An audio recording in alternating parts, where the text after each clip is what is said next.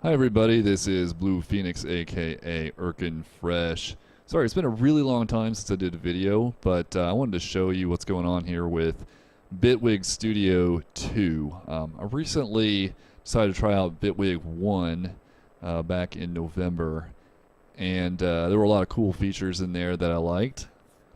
And there's tons of videos out there about Bitwig 1, so I'm not really going to go into a lot of detail about Bitwig 1.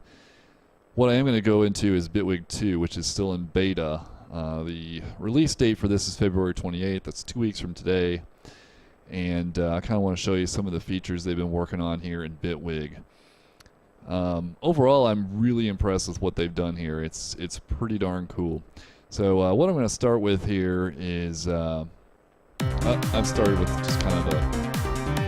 Here, let's mute some of the stuff here. I'm just going to hit play on the scene here. I just got some pads going and some drums. Big deal. In fact, I'm going to throw a sidechain compress on those pads real quick. I'm just going to show you, if you're not really familiar with Bitwig, just how easy it is to do sidechain compression. I'm going to use a FabFilter Pro C2. So normally you had to go, like in Ableton, you had to go through a lot of hassle to set up sidechain. You can actually do that in Bitwig really easily. Sidechain external, we are sidechain compressed.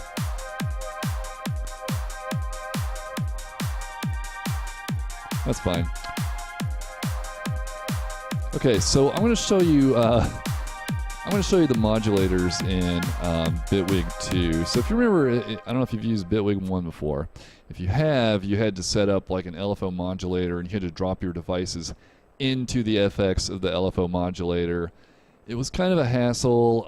If you weren't thinking ahead, it wasn't necessarily intuitive and all that. What they've done here in Bitwig 2 is they've added a button here, Show Modulators.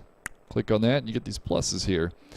So let's say, for example, we want to change the cutoff of this pad here. I'm going to click on this to bring the knob up here to the top, and I can close Zebra now. If I hit plus, I'm going to be presented with a list of modulators. And in Bitwig 2, they've added a lot. Before they just had an LFO, a step mod, and that might have been about it. I think there was one more, but anyway, they have added a ton here. So let's say I just want to grab an LFO here and show you what that's all about. If I click on the LFO, you can see there's a sine wave over here that shows up. If I click this arrow, it's going to show me more options here for controlling this LFO. You can see they've got this arrow just like they did in Bitwig 1, and I can go over, click on this and then drag on the knob, and that's going to affect how much the LFO changes the cutoff. So if I just solo the pads now, you can see, let me turn off the effects. It might be messing with it some. You can see now the LFO is affecting the cutoff. And I'm going to increase the res, accentuate that. And I can, of course, adjust the frequency. I can make it beat synced, change the shape, and all that jazz, right? It's an LFO. So this is great because if you've got a synth that you don't have a whole lot of LFOs on, that you really like, you can just throw this LFO on here and you can modulate any of the parameters you want.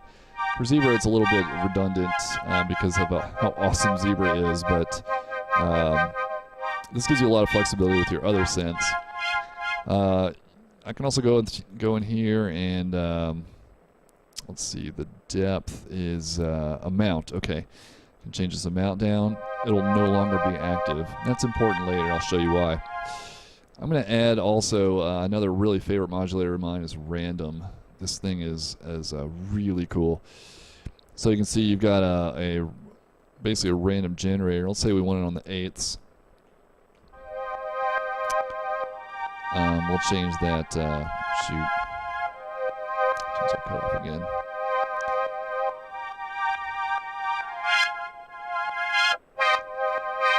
And what's neat about this now is I can actually change the smoothness. So I can give it a little bit of a slope, so it's not a sharp transition. And I can also adjust. This is like how flat it's going to be, or how bumpy. Well, this turns it like into a square wave almost, but and then you got your depth here as well. That doesn't sound that great what I'm doing there, but we can do that with samples and things and do some really cool effects. So there's other modulators here. You can also do your classic knobs here. So let's say I want to have just a knob affect the cutoff. I could do that right there, and I can rename this. So I can do like low pass cutoff. And I don't know if I can make it bipolar, which is great. So I can do this. So you might be saying, well, where'd my knobs go? These behave a little differently than your macro knobs, so I'll get back to that. But basically, yes, this is your way of getting your macro knobs back, is through the modulators. One thing that's a little strange is this second column doesn't show up. I think if I hit delete here, it'll get rid of it. If I pick another random... Oh, it does do it. Okay, so when you add your third one, it adds another column. I don't know how many modulators you can put on a single instrument or plug-in, but yeah, I think it's 24 is what the manual said. I can also do this with any of the built-in. Let's grab move my face out of the way. Let's grab like just a filter. My CPU is overheating. I need to get that looked at. I can also do this on any of these built-in plugins. So now this guy is the one. Of course, you can have it modify multiple things at once. So the modulators are really cool. They add a whole lot of power to what you can do in Bitwig. Before, they were pretty decent, but this just added a lot to it. Also new in Bitwig 2, something sorely missed from Ableton. Play, please. There we go. Spectrum Analyzer. Awesome. You can also adjust how fast it updates, which is really handy. And then I can also say I want to go, I want to see left versus right, or mids versus sides, or whatever. So Spectrum Analyzer, very cool, very cool. We've also got something that was sorely missed from Ableton. I was working on a tune the other day, and I was like, oh, man, I really need the chord from Ableton. Well, they've added that in Bitwig 2 now. So we have what's called multi-note. They call it multi-note, which is kind of funny. So if I take this out here and basically let my multi-note handle the chord, then we do 3, 7 is fine. Boom.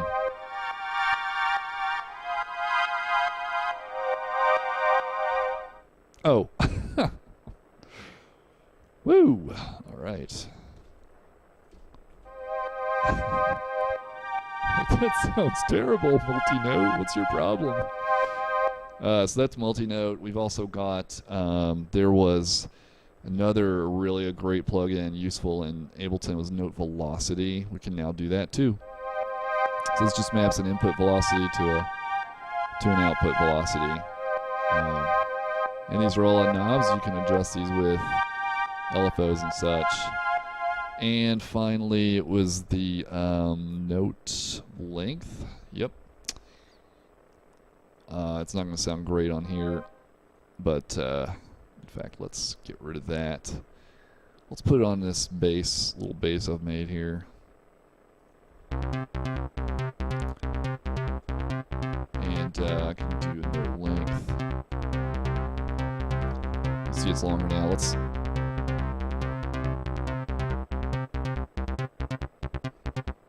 There you go. You can also have it adjust the velocity.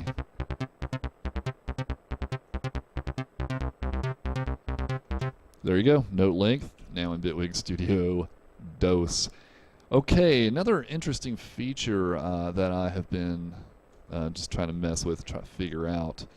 It's called the Note Harmonizer. So I'm going to turn these notes back on the pad, and I am going to delete, or I'll just delete this multi-note. Don't need it. On the piano, I have, let's turn this bass off for now.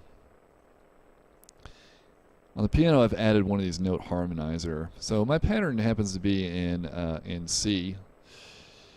And so over here, I've selected C, and I've selected a harmony source of pads. And I didn't really take a whole lot of time here making it sound wonderful, but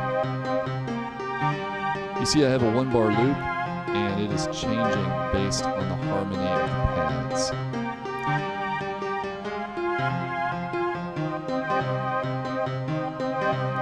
So as far as I can tell, these notes are actually in the scale of C. Well, I don't know if it's major or minor, but I think it's figuring it out based on the pads, what notes are valid, and it is transposing them to follow the chord progression of the pads. Could be really interesting to work with. I'm not sure I totally trust it, but there it is. Kind of cool that they're adding something that that's fresh and new from not in Ableton. So that's the Note Harmonizer. Also, really neat new object here. It's called Note Echo, and I can take. Let's just put it on this piano here. And if you're familiar with the beat repeat from Ableton, it kind of has a way of stuttering, like a sample or the output audio anyway. So I can take and this is probably not a great example. Let me turn these off. Let's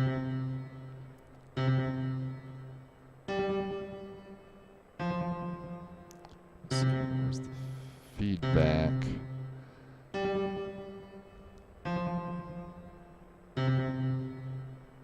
Well, I thought there was a feedback here. Velocity. Okay, this is probably what it is. So if I set this velocity to 0, then what it's basically doing is it's hitting that note 8 times on the 16ths.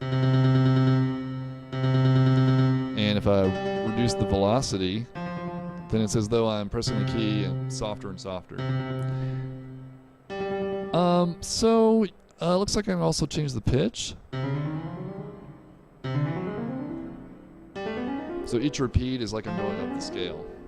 I think it's pretty cool. I'm not sure what I'll do with this, but it's a really cool device, something I can definitely experiment with. And I think this could be a really cool creative instrument, a creative tool in our arsenal here. So turn those back on. So that's Note Echo. We've also got something called Note Latch. Basically, if you press a key, it latches it. It keeps it pressed for you. Okay, cool. They've also added a phaser. I haven't messed with this yet. Let's try a phaser. They've added a phaser. Shoot. Oh, a phaser is just looks like a filter with a LFO built in.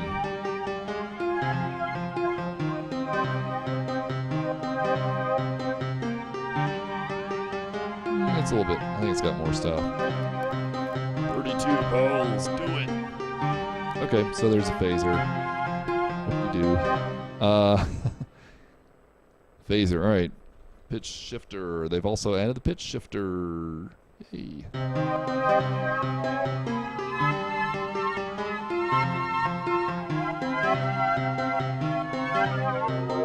So you can imagine with your LFO abilities, you will be able to leverage that to do some pretty cool stuff here. So, whee.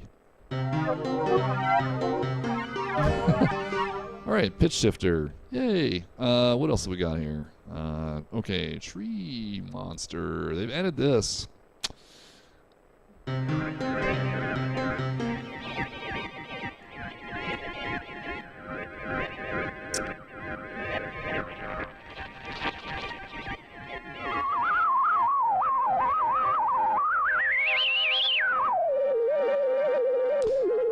There you go. That's tree monster. Another creative tool in our arsenal, I guess. Okay. What else have they added?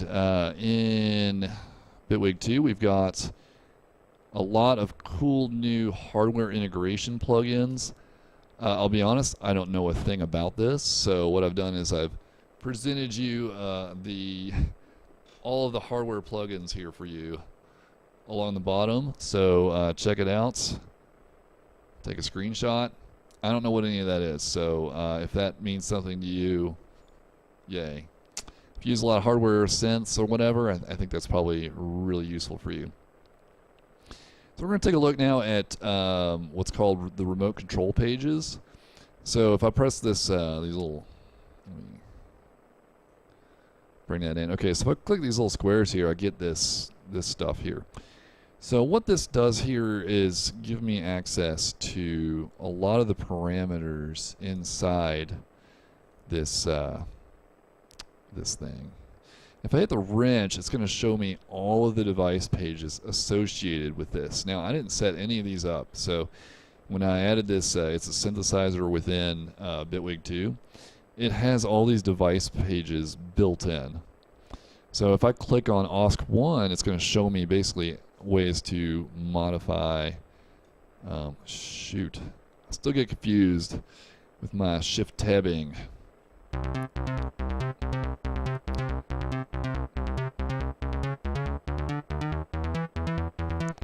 So basically, instead of having to rely on this little knob here,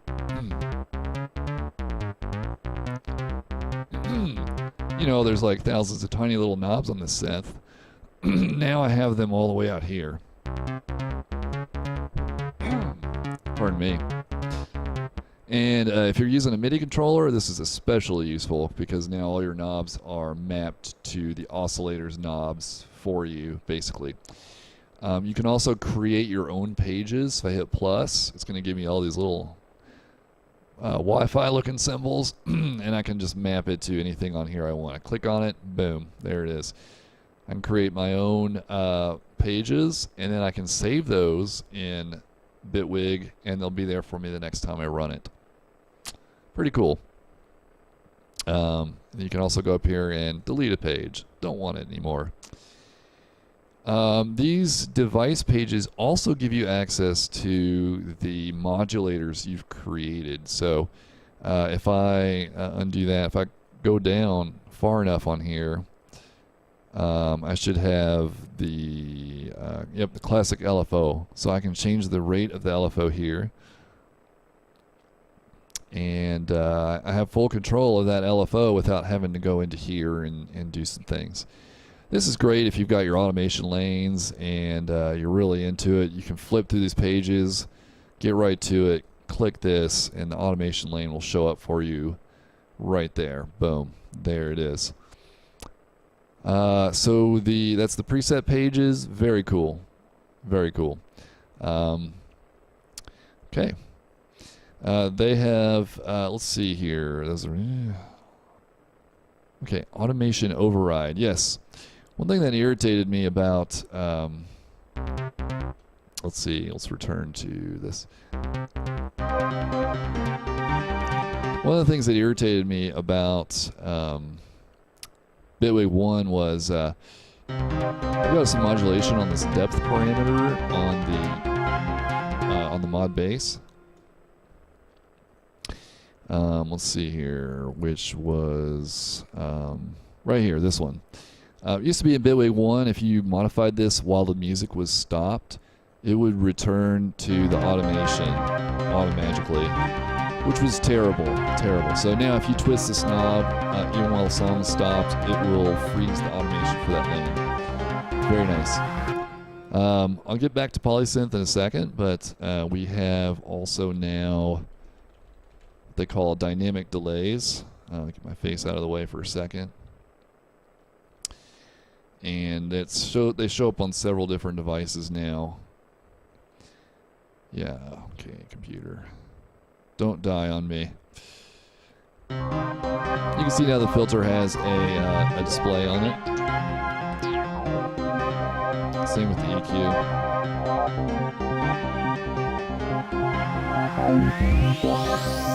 Okay, very cool, very handy.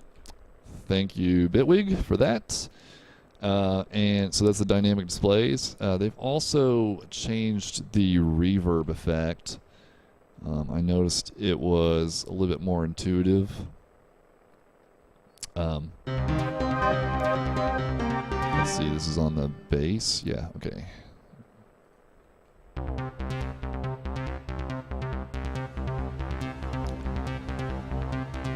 It seems more intuitive than it did before. I haven't messed with it a whole lot, but it seems like it makes a lot more sense to my head. So I'm glad that they did some updates to reverb to make it sound, or make it easier to use. Okay, they've also updated the menus at the top. So it used to be you had the classic file edit, da-da-da-da-da. They have completely revamped the menu system, and now they've hidden a lot of things behind these buttons. And they're context sensitive, so if I click on this track, I now click on track and do some things related to the track. If I click on a clip, it changes the clip, and I can do things related to the clip. So instead of having like 8 or 9 different menus you're trying to search for things through, and most of the time things are grayed out, there's this time-sensitive menu, or context-sensitive menu. So if I go in here and if I select some time in my timeline, I can see that, oh, okay, insert silence, bang, it's done. I'm not hunting through a whole bunch of menus and options for it. If I think I'm going to be changing the silent or adding a lot of silence, I can click this little push pin, and now it's permanently attached up there. That is when it's appropriate. So if I select time, there it is. Click away, it's gone. It's out of my sight. I don't have to look at it all the time. Awesome. Well done, Bitwig. I will say these menus are extremely intuitive. They put a lot of the junk you don't need to see all the time in this in the arranger menu here. I don't need to see a big thing for metronome or enabling the groove, you know. I don't need to see this all the time. Now it's buried in this menu. I can go in here, turn on my groove, it's done. It's on, and I don't have to look at it all the time. Fantastic. All right. Return to automations up here. And they've also put the tools into a menu. If you remember in Bitwig 1, there were 5 different tools to pick from. If you need to pick these, you can. You can pick from this drop-down menu right here. And they've they've made this easy. Like before, you had to hit the razor tool to split. If I click on the header of this, I'm selecting the clip. If I click underneath, I'm selecting the time. And I'm trying to figure out now how I split this clip here. Okay, so if I right-click on this, I get the knife, and I can do that. You can also use the hotkeys, 1, 2, 3, 4, 5. You know, okay, eraser, bang. Oh, what is that doing? Like the eraser was cutting it too. Undo, undo, undo. So the tools, I really like what they've done with the menus. It's awesome. They've also changed the browser some, so you have a lot more colors here. It's a little bit easier to figure out where the heck your stuff is. Before it was just this big mass of icons, and they all looked the same. It was really bad. So anyway, so there's that. We've also got this, they call it a dashboard. So here's where you access your settings. You can download your packages, your whatever you've maybe bought on their website or whatever. That's all in there. You can access your help here. and got your recent projects. So again, this is replacing more of those junky menus and kind of collapsing it down to this dashboard, a place where you don't really need to go very often. You can just go in here, open your project, bang. Again, fantastic, great. Just a few more things left here. In Bitwig 1, you could not, I don't think you could expand the track heights. Now you can. So notice that with the audio, if you expand it enough, it shows stereo. Cool. If it gets too small where stereo is pointless, it shows mono. Fantastic. All right. And let's see. What else is new here? Okay, finally they've added fades for your audio clips. I'm a little confused with how to actually make it crossfade, and it seems like the manual is not done. I'm a little confused. You can change the curve. You can change the distance or whatever, the time. It seems like in Ableton you would put them next to each other and then pull to the left like this, but that's not really working. I think I know what to do. I think if I why is that? Okay, hold on. So if I go over here, and now it's clipped, right? The clip is clipped. If I pull this over now and then do the crossfade,